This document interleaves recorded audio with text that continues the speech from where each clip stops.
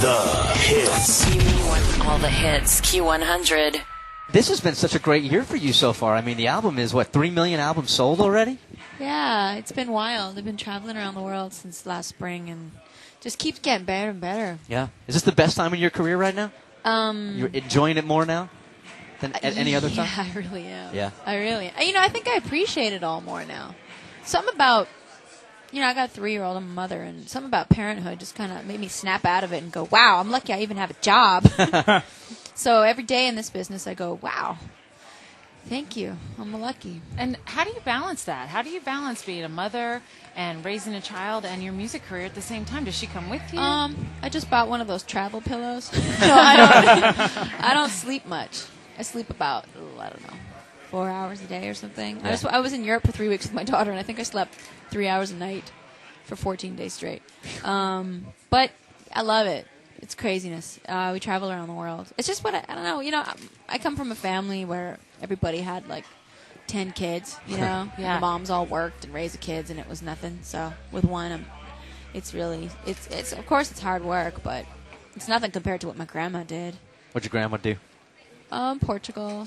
My parents are immigrants from Portugal, from Europe, and my grandma had 10 kids. She birthed all of them at home. Some of them by herself in her bedroom. So. You know how it is. Your family inspires you, right? So, family's important to me. I love being a mother. And my life is crazy busy. I'm raising my daughter, and I'm traveling the world and singing, and I don't plan on stopping anytime. So I think my album has about 10 singles on it. Yeah. It does. Yeah. I agree. I have 5 videos already. In different countries around the world, I have different singles. Uh-huh. Yeah, they've all done really well, so it's a blessing. When you put an album like that together and you know it's going to be worldwide. This couch is so low. Is it? Yeah. You want to sit right up here? Yeah, I'm fine. When you put an album out like that and you know it's going to go worldwide, can you almost pick which songs are going to do better in which countries? Not really. I mean, there's this one song I wrote with Chris Martin from Coldplay, and it's called All Good Things Come to an End. I'll perform it tonight. And we wrote that in Miami with Timbaland, and I knew it would do well in the UK, probably because that British blood's in the songwriting. And it is. It's been #1 for a while in the UK. And that'll come out over here eventually. Yeah, and then you got songs like Promiscuous. It's just that straight ahead sort of club R&B. We went with that first in the US and did well. And that one's up for a Grammy, right? Yeah. Congratulations. Thank you. Thanks a lot. Do you get as excited now? I mean, you've got nominations before, but I mean, when that call comes in and says, you know what, you're up for a Grammy, it's still got to be just as exciting. Yeah, it's weird. Grammys they're good. Grammys are like a milestone event. You go to the Grammys and you get to reflect on the year and just everything you've done and surrounded by all these cool people. I did a gig the other day and Bruce Springsteen was at the gig. Nice. And he came backstage with his daughter and he had watched my whole show. And I was just, it's those moments that are really special where you kind of put everything in a perspective, Mm-hmm. Yeah. We know a guy that actually met Bruce Springsteen. He's a huge Bruce Springsteen fan, goes to all different parts of the world to see him, and met him and was disappointed because he was too down to earth. He was very down to earth. He's expecting this bigger than life character. He's normal. He was he just walked up to him, said hey, and you expected this whole aura around him or he's entourage kind of or something. sexy too. Like that. So weird. Yeah. You're like, that threw me off.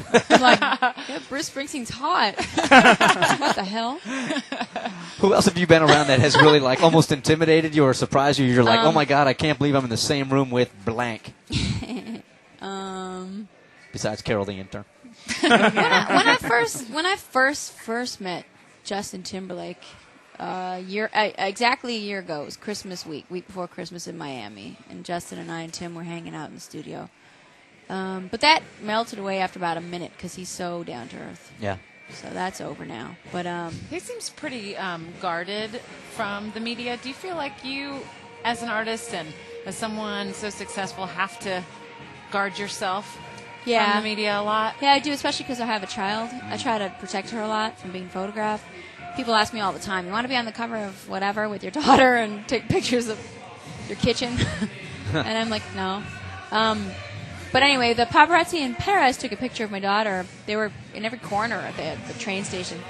And there's a photo of her in magazines now, which is so strange for me. And I'm holding her, and it's my first sort of real experience of what it's like when the paparazzi kind of really gets a glimpse of your private life. And it was odd. It was like, you can't hide forever, and it's something that comes with the game. It comes with the, and I'm enjoying it more and more. I don't think I'm stopping anytime soon, so I don't know if, it's too late to turn back.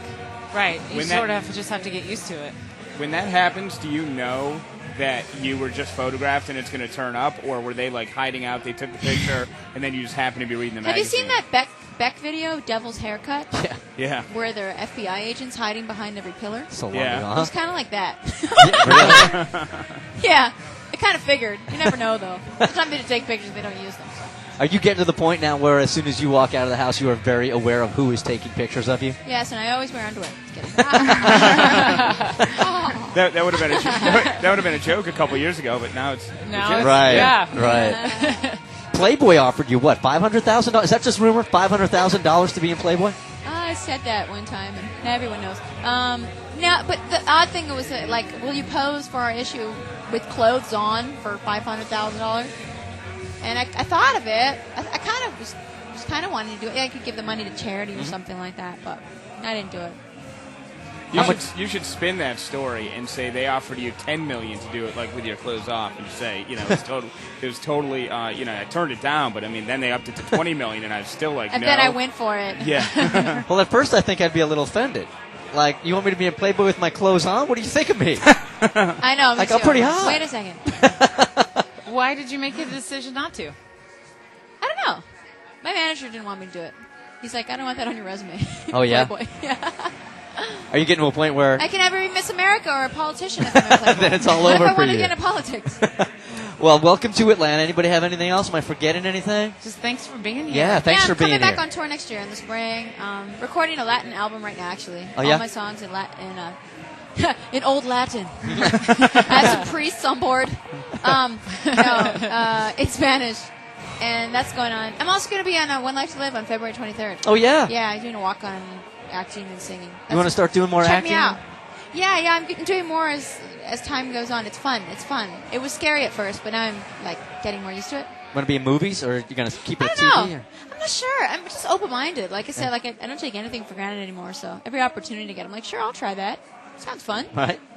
Well, thanks for coming here. Thanks for being part of Q100's Nelly Christmas. Thanks for having me. I'm looking forward to the show. Thanks for bringing us out. Absolutely. Nice to meet you. Have a great year. You too. Thank you. Nelly Take Furtado. care. Happy on Q100. holidays. You have anything, Carol? Or are you good? There's Carol? Teddy. Thank you. That was Hi, great. Teddy. Good. You owned this interview, Carol. It's all mine. I nice dominated. All the hits. You mean what? All the hits. Q100.